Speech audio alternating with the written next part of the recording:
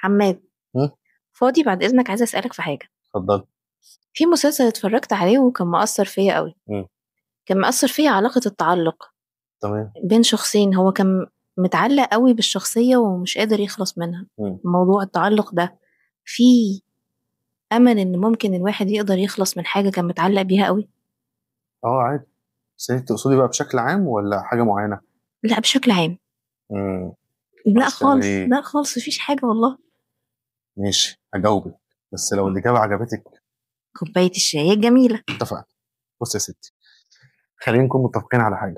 الشخص اللي عنده ولاء شديد جدا في العلاقه فده ما شاء الله تبارك الله، يعني يا بخت الناس بيه. ودي حاجه جميله جدا والكل بيدور عليها في علاقات. ولكن هو حاليا دلوقتي من بعد ما العلاقه باظت او ما حصلش نصيب، فهنا العلاقه بقت مؤذيه وهو بدا يأذي نفسه. طيب هل ينفع نفك الارتباط ده او ينفع يفك التعلق ده؟ بمجموعه عوامل لازم هو يبدا بيها. فانا هقول لك على شويه عوامل يمكن تساعدك او تساعد غيرك لما يكون في عندك ارتباط بواحده صاحبتك، بحد انت بتعزيه وهو فقد او اختفى او ما بقاش موجود، تقدري تفك التعلق ده ازاي؟ ليكي وكل الناس اللي انت عارفاها.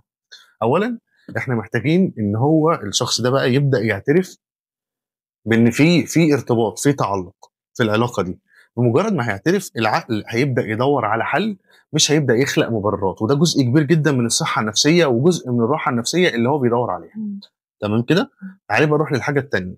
الحاجه الثانيه مهمه قوي وهي فكره ايه بقى؟ ابعد عن اي حاجه ليها علاقه بالمحفزات اللي تخليك ترجع للعلاقه. زي ايه؟ بلاش تخش بقى تقعد تفتح الفيس وتقعد تتابع الرسائل بتاعته. لو كان في حتى الان العلاقه دي ما كملتش في تواصل مباشر، بلاش بقى تسال كل شويه. بلاش انت تقعد تجيب الميموريز والحاجات التذكار والروايح والحاجات دي تبدا تقعد تفكر بيها او تقعد تفتكرها او تقعد تبص عليها.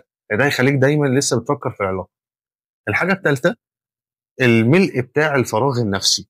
انت بتبقي قاعده طول ما انت قاعده فاضيه، انت قاعده عماله تفكري في العلاقه دي. طب وهو بعد ليه؟ طب يا رب عملت ايه؟ طب ازاي احسنها؟ طب ليه حصل كده؟ ليه مش من نصيبي؟ الحاجات دي كلها تفضلي تفكري فيها وهيبقى الشكل سلبي. طب نعمل ايه؟ نبدا نملى الفراغ ده. نملاه ازاي بقى الفراغ النفسي ده؟ ممكن ادور على مهاره جديده عايز اتعلمها واتعلمها. ممكن اكون بحب هوايه معينه وعايز اعملها. ممكن اكون بحب اخرج في حته معينه، اخرج في الحته دي. اعرف علاقات جديده. اشغل يومك واشغل وقتك بحاجات جديده انت بتحبها، تكون المهم ممتعه بالنسبه لك، ما يبقاش فيها نوع من انواع الملل. تعالى نروح للنقطه رقم 4. النقطه رقم 4 مهمه جدا، هي ايه بقى؟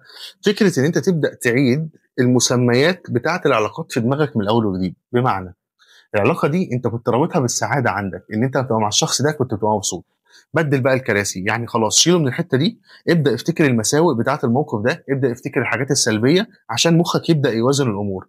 وابدا فكر نفسك بالاهداف بتاعتك والحاجات اللي انت عايز تعملها. هنا العقل هيبدا يساعدك في ان انت تحاول تتخطى فكره ان انت تقعد تفكر نفسك بيه بسرعه. تمام. فانت محتاج تعيد الصياغه وتبدا تفكر مخك بان في حاجات تانية ممكن تساعدك. اربط السعاده بحاجات تانية، ما يبقاش هو ده المصدر بس. انت محتاج ايه تاني في وسط الحاجات دي كلها؟ الدعم. دعم شديد جدا، والدعم ده ممكن يكون من العلاقات اللي انت بتثق فيها. حد صاحبك قريب منك قوي، حد انت بتثق في كلامه قوي، يبدا يخليك سبورت عشان تعرف تكمل وتعرف توازن الامور. دول نوعين. يا اما لو الموضوع صعب عليك جدا فانت محتاج تروح لطبيب نفسي او لمعالج نفسي او مدرب في العلاقات يساعدك في التخطي من ده بسرعه ويبدا يحط لك برنامج تاهيلي. يا اما حد انت بتثق فيه من صحابك يعرف يساعدك في حاجه زي كده، وده اسمه الدعم الخارجي. طيب الدعم الداخلي، ان انت تبدا بقى تقول لنفسك كلام ايجابي. انا هقدر اتخطى حاجه زي كده، انا هقدر اعمل حاجه زي كده. ده كله هيساعدك كتير في ان انت تبدا تتخطى وتبدا تفكر نفسك بانت عايز تعمل ايه واهدافك ايه، وان ده تحدي وان انت لازم تكمله عشان يبقى عندك عزيمه ان انت تبدا تطور من نفسك. واخر حاجه مهمه جدا بقى دي، يعني اي حد عنده مشكله في الحته بتاعه التعلق دي، اصبر على التغيير. ما تبقاش مستعجل على ان انت تدوس على زرار تنسى، مفيش كده. ده حد انت عشت معاه فتره، حد انت عشت معاه شويه.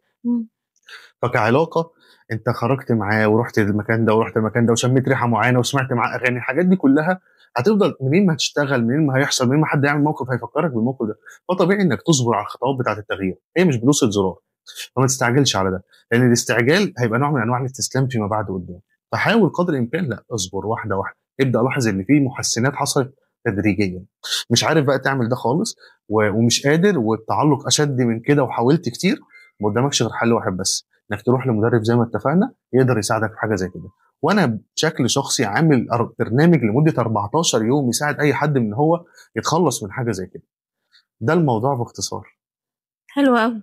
كوباية الشاي الجميلة. شكرا.